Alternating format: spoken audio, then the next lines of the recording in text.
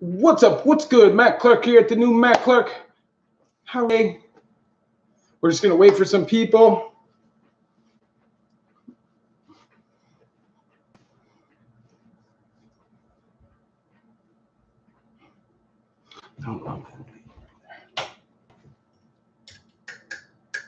Sorry, hold on.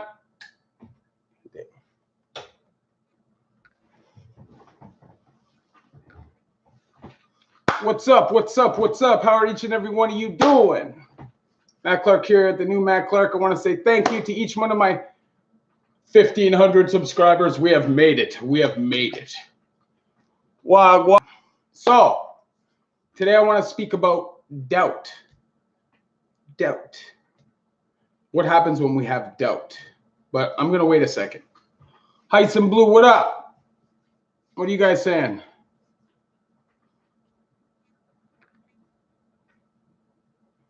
Hit that like button. We're going to speak about because whether you're an addict in recovery or you're somebody who was in prison and you're trying to recover from that lifestyle, doubt can seep into your change and it can definitely send you in a wrong direction. What's up, T-Dot? What are you saying? So, when we talk about doubt, we talk about it in terms of self-doubt, obviously, because we need to be motivated every day to get up, to keep wanting to stay on the path that we're on of change, right? And it's really hard when that voice in the back of your head seeps in and starts telling you, you got to go do this. You got to go do that. Yeah, this isn't working for you. This is taking too long. Because if you've lived the criminal lifestyle for a long time, you're not very patient. That's the whole reason why you live the criminal lifestyle. You don't want to wait. You don't want to work for it. You just want to go out and take it, right? Legitimate life and real substantial change takes effort, takes sacrifice, takes commitment, takes routine.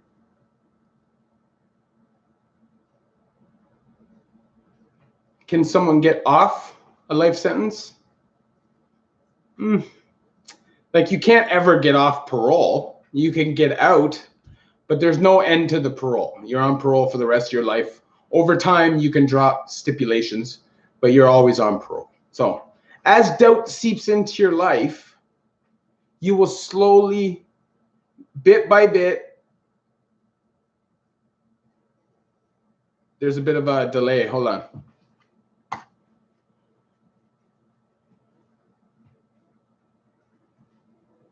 Life is life.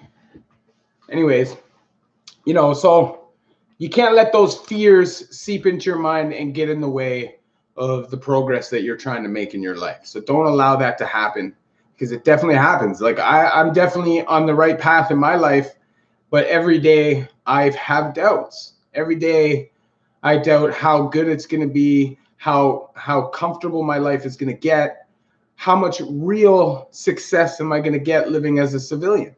But I'm able to get through that by thinking, how far did I get as a criminal? I didn't get very far, right? Like, there wasn't much of that. I don't know why there's such a delay. I'm sorry about that, guys. There's a little bit of a delay in my movement and my talking.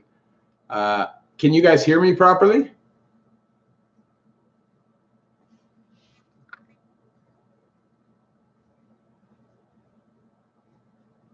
Yes. I've been to the West Detention Center multiple times. It used to be the bucket for York Region, which is where I'm from. So yes, I've done lots of time in the West Detention, early 2000s.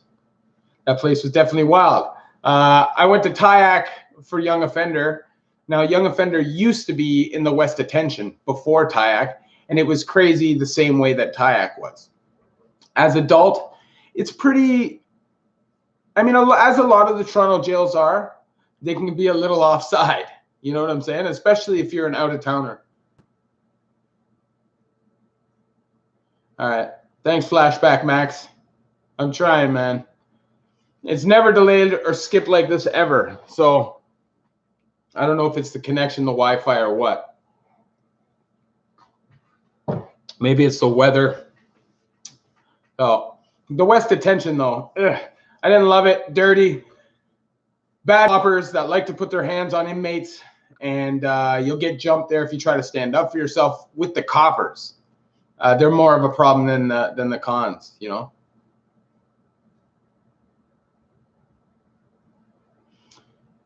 I don't respect that, Rick. I think it's whack. Anybody who puts on a fake facade and acts like somebody that they're not in order to get friends or to try to build some false reputation in prison, they always get found out, right? You can't fake the funk in prison. You're going to be exposed eventually. Yeah, the West Detention is nuts. Remember the Squirrel Squad? They run up on the block. You got Bam Bam and RoboCop and all those horrible coppers. Man, that place is nuts. So, yeah. There was another question I saw. Jobs in jail. There's no job in jail that you have to do, right? You're in jail. At the end of the day, you don't have to do anything.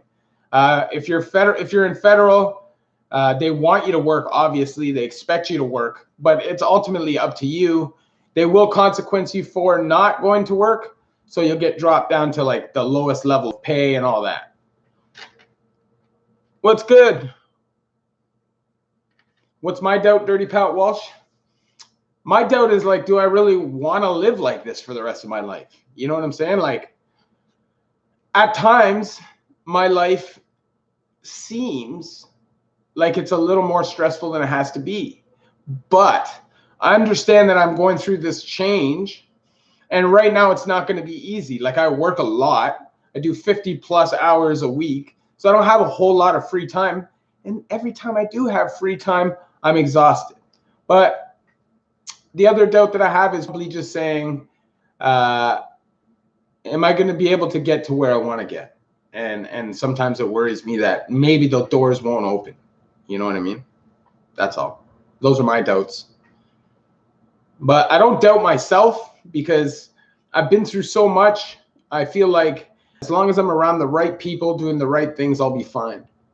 The showers are not cold for the most part. Sometimes they're just too hot.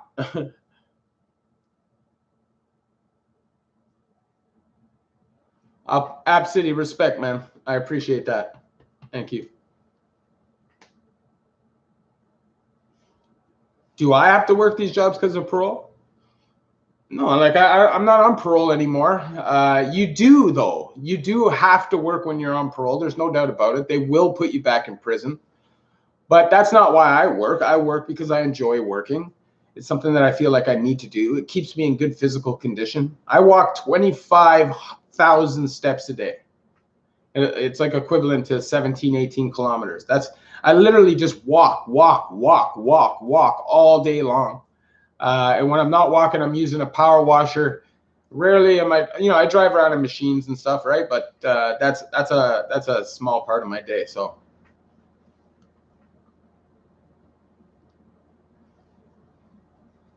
I could chill out though. I just don't want to.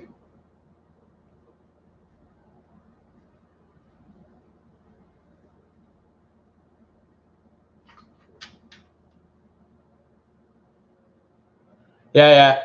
Okay.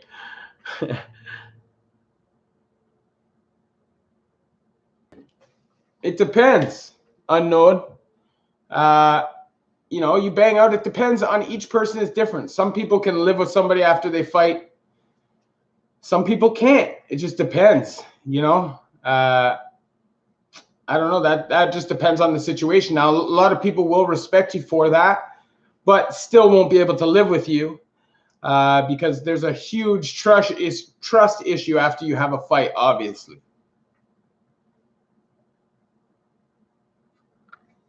I'm trying to manifest destiny, Dirty Pat Walsh. That's all I'm trying to do, man. Live positively.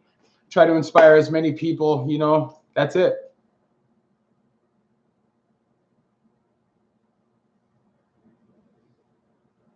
I got all my tats in prison. I'm from York Region.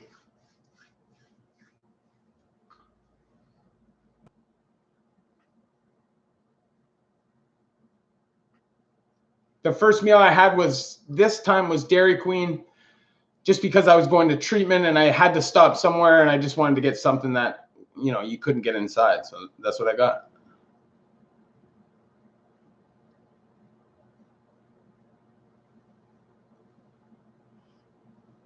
Yeah.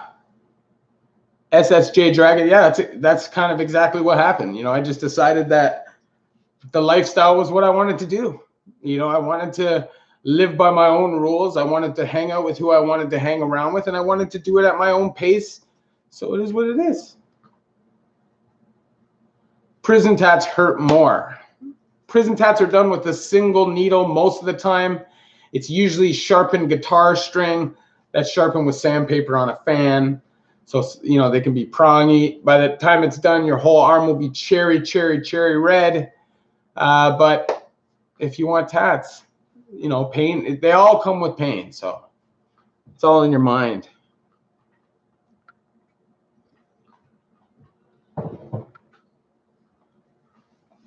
Yeah, man, I appreciate that, Rick Jordan. I do want to go to schools. I do want to do that stuff, but we'll see what happens.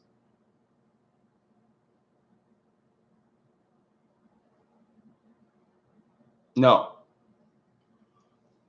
No.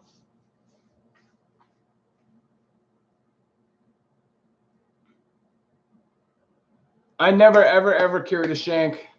That's how you bring bad energy. I'm not doing it. If you need it, you can get it. You know what I mean? That's it.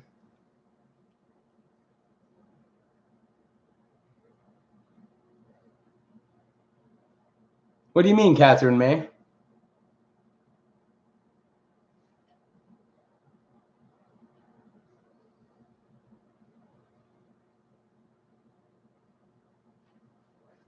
Shlomo, thank you very much. I appreciate it. I'm trying every day. I work on this. You know, it's not easy when you don't have a ton of cash to buy the stuff that you need. So you got to piece it together bit by bit. But it's all right. JR, no, the guard does not take you to your cell. They will shoot you under the range and tell you which cell you're going to. If the cells are locked, they'll just open the door. Most of the time when they bring you to the range, specifically in the super jails, they'll try to bring you when the cells are locked, but sometimes they won't. So sometimes you'll have to just walk on the block and you'll just be out for the day room time and you'll go in your cell when everybody else does. Rick Jordan, see, it depends for me. It depends on why you're doing it, you know? Like if you're actually somebody who really hates somebody and wants to intends to take them out, then I guess I get it on some level, even though I don't personally approve of it. But just to like cut somebody's face or to slice somebody up and run away, I don't respect that.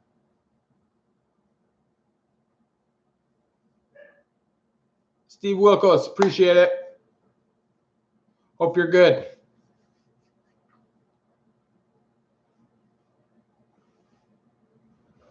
They do not ask you if you want to be with your own race. For the most part, you will go where you go, you know? And, you know, I find like in most situations, if you behave like a normal human being, you won't have any problems. Doesn't matter where you go. The thing is, when people come into prison, a lot of people, or jail, whatever, they have a bad energy. They have a fear in them. And you can feel it. You can see it. Their behavior shows how nervous they are. You know what I mean? And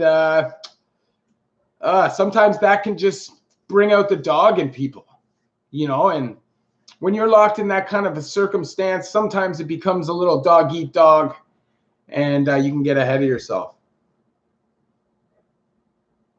Thank you, little drone. I appreciate it.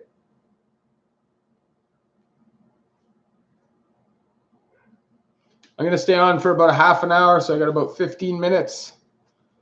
It's going to be tough for me to do videos this weekend. My bro's coming around. We're going to a Leaf game and stuff, so we're going to be doing that. But aside from that, man, I hope each and every one of you have a great week. Fear can be smelled, man. It doesn't matter. You need to walk in there with confidence. If you walk in there like it's the first time you've walked in there, 100% people are going to roll. Doesn't mean they're going to beat you up, but they're definitely going to flex on you. They're going to see how you behave. You have to walk in like you've been there before.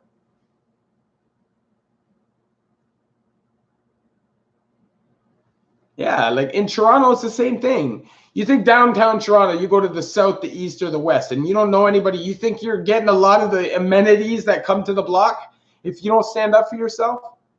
You think you're going to get the jug ups and the juice and the peanut butter and all the stuff that you need to substantiate your diet? You won't get it if you don't speak up. And you may have to fight for it depending on your circumstances.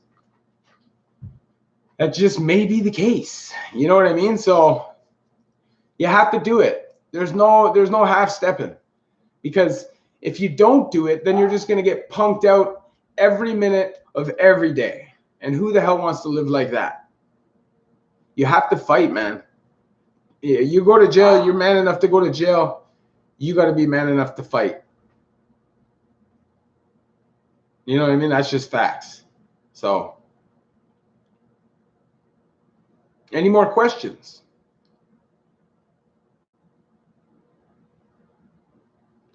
Yeah, you know what though, Rosendo?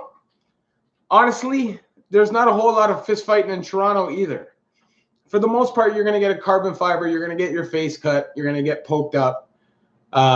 Specifically, if they don't have any respect for you and you're not from that area. If they don't know you, you're not getting a fight.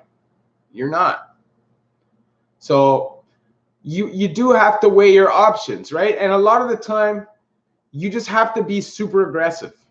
You know, if it's going to come to that, and you know it's going to come to that, you just have to do it. You have to get her done. You know, that's just it. You get the upper hand. Sometimes, like, it takes time for people to get a group together and motivate them to want to get somebody. It's not automatically everybody just wants to go and cook somebody all the time, because it affects the energy of the range. You end up locked down. It can end up, really affecting people's phone calls, visits, and stuff like that. So a lot of the time, people don't want to do that unless it's necessary. I think chomos get worse than that, bro. If they get caught, they get worse than that. $150 is not. They get worse than that. I've seen them get hurt. But most of the time, you don't know they're there. They're ducking and weaving, and by the time you know they're there, they're gone.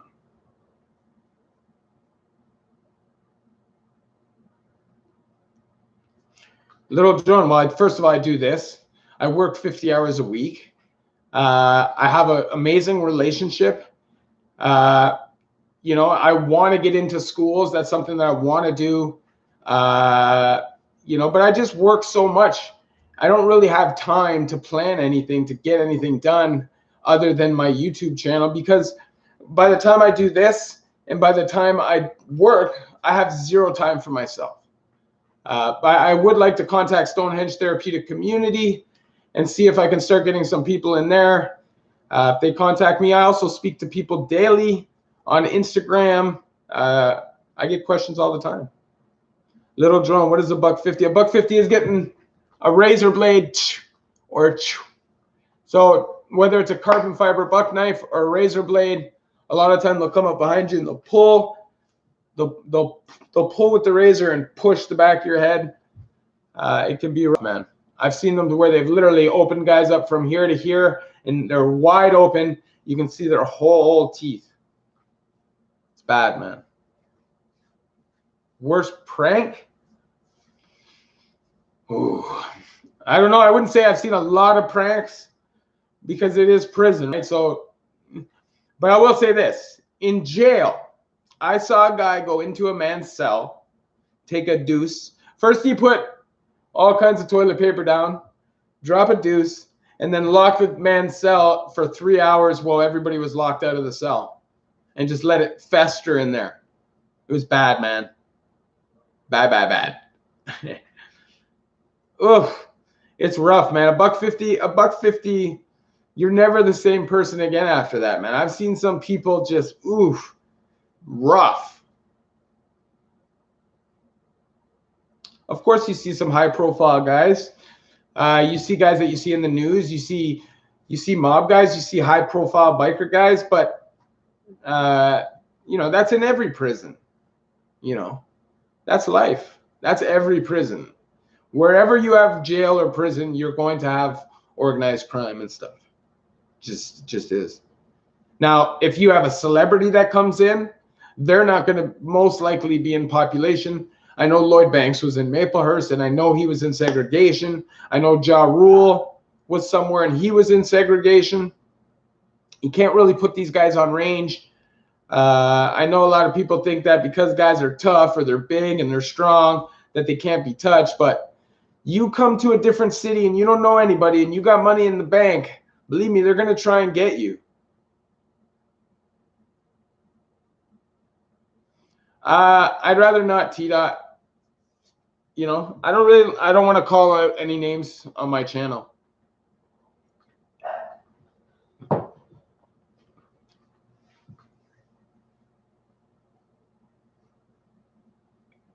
SSJ Dragon. I say that for the most part, all groups are fairly respectful, but I would definitely say that to me, the Asian guys are the most respectful. They're the most business orientated. They're constantly thinking like, you know, let's make friendships over enemies.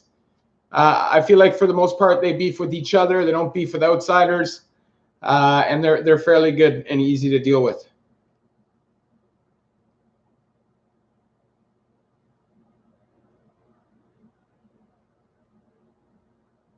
For sure,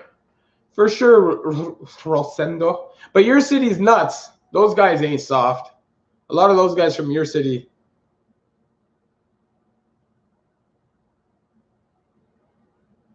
No, it's not, Nine Doggy.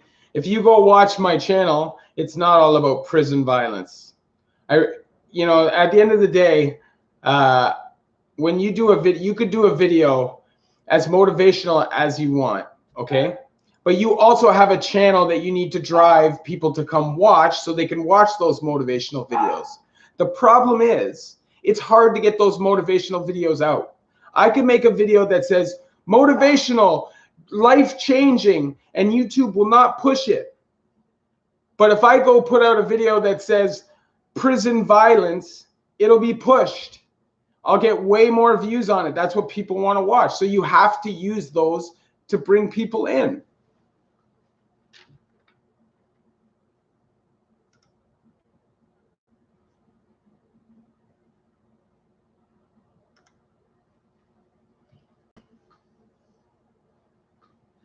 You know what I'm saying?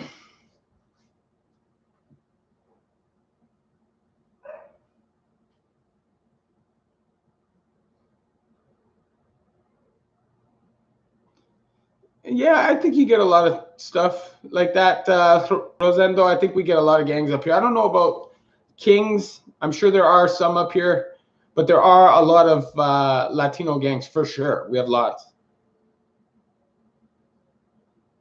Yeah, whatever. You know what I'm saying, Alex? I'm trying to be as motivational as I want. You know what I'm saying? But at the end of the day, it's all about everything, right? And if I'm sharing my experience in order to help you and to make you not want to go there, then you have to hear the bad stuff too. It can't all just be hugs and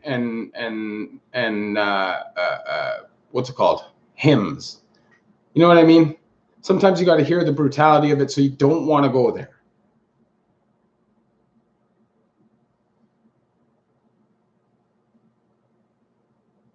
Yeah, for sure.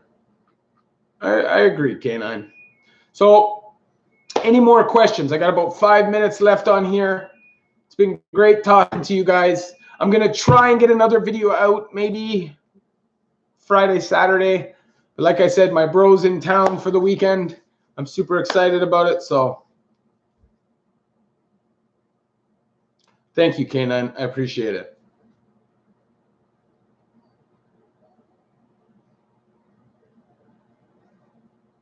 There are definitely legit ways, Little Drone. You can definitely get a job. You can definitely earn money. You won't earn anything large. If you're in the penitentiary, you can earn up to, you know, about $36 or $38 every 2 weeks, which is a lot better than in the States.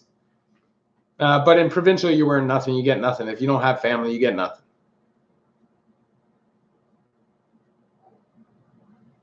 Okay, Little Joan, I will check it out. Thank you, SSJ Dragon.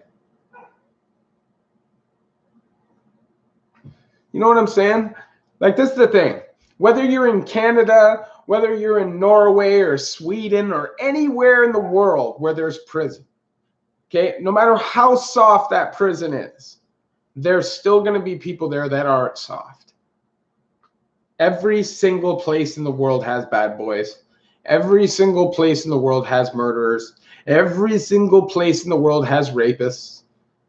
It happens.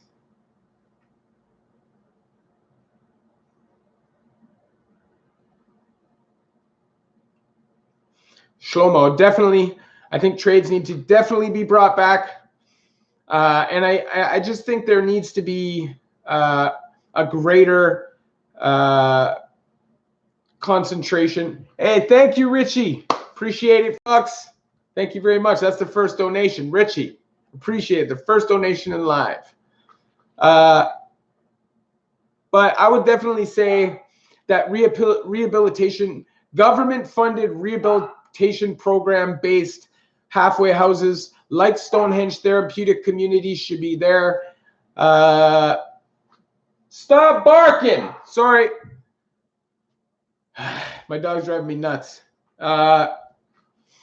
You know, that's what I think. And I definitely think that there should be counseling inside, therapy, real groups that individualize the program, not these vague, wide groups like violence prevention or, what is it, IMCP or ICPM or whatever. They're just these vague, what do you need to do better in your life? They don't help anybody.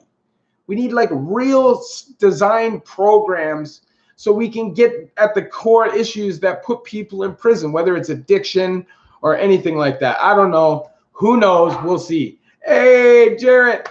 Nice. $6.99. I appreciate that. Thank you very much, guys. Man, my dog is driving me nuts. Okay, guys, I'm going to shut this down. My dog is driving me crazy. I just wanted to say I thank each and every one of you. You guys mean the world to me. I'll get a video out as soon as I can. Thank you for stopping by. Thank you for watching. Please hit that like button if you haven't hit it yet. Please subscribe if you haven't subscribed.